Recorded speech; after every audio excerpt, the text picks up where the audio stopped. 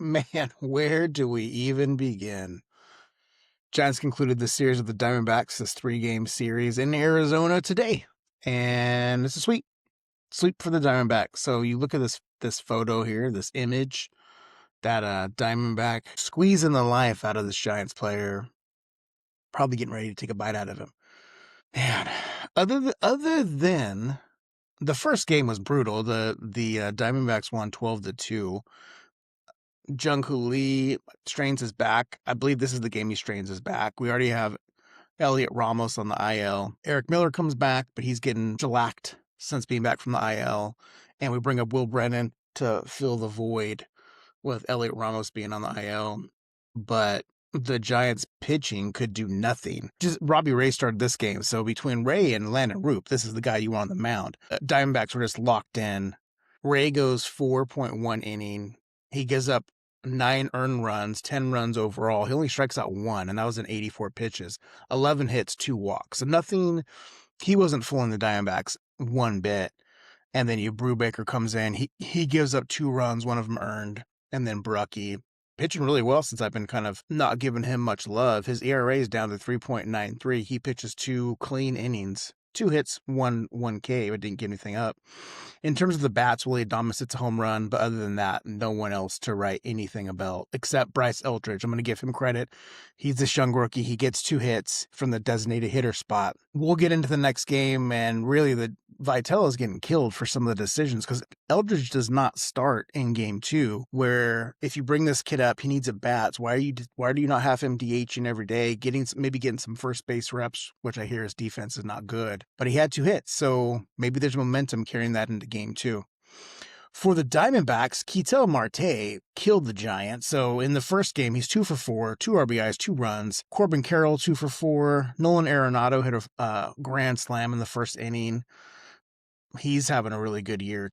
And then you have Vargas, 2 for 5. Gabriel Moreno, their catcher, 2 for 5.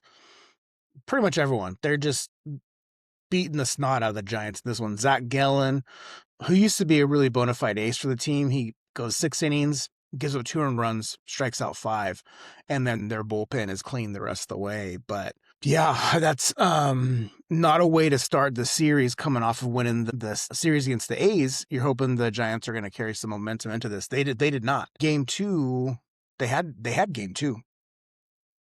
Because now you have Landon Roop going. He pitches great. 6 innings, gives up 7 hits, 1 earned run, 3 strikeouts. He didn't walk anyone. Strikeouts are lower than normal. Then the bullpen just blew it. Eric Miller comes in. He gives up 3 walks. He gets 1 out. Then comes in Caleb Killian with the bases loaded. He gives up 2 runs. 2 earned runs. He gives up 3 total. Arise had his second error of the year. And then Susak had a catcher's interference. Killian carried over into the 9th inning. And then Matt Gage comes in. And he doesn't get anyone out. The only batter he's going to face is Marte. And Marte hits a walk-off home run. I mean, it's brutal. It's brutal. Because, the Giants had the lead. They had the lead going to the 9th inning. The Diamondbacks scored 4 runs in the 9th inning. Out of control. In terms of another questions for Vitello, I know Elliot Ramos is out and Jung-Hoo Lee's not playing, but they put Harrison Bader in the leadoff hole. He's batting 160. His on-base percentage is 188. Why not put Louis Arise, our most consistent hitter, in the leadoff spot, and someone else who gets more hits? And move up Schmidt, move up anybody. But Bader's one of our worst hitters. He goes 0 for 5, and he strikes out. And this is the second game I think that I saw him leading off. I still understand why they would do that. Devers hits a home run. He goes 2 for 4. Adames hits a home run. They went back-to-back in the second inning. But that's pretty awesome. Susak, his bat looks really good. 2 for 3. He drives in a run as well. The Giants have this 3-1 lead pretty much throughout the game. But, here comes Arizona storming back. Marte was 0 for 5 up until that 9th inning where he hits, a 3-run home run. Corbin Carroll, 1 for 3. He hit a triple in the first inning, and then that dude can run. Credit to Corbin Carroll.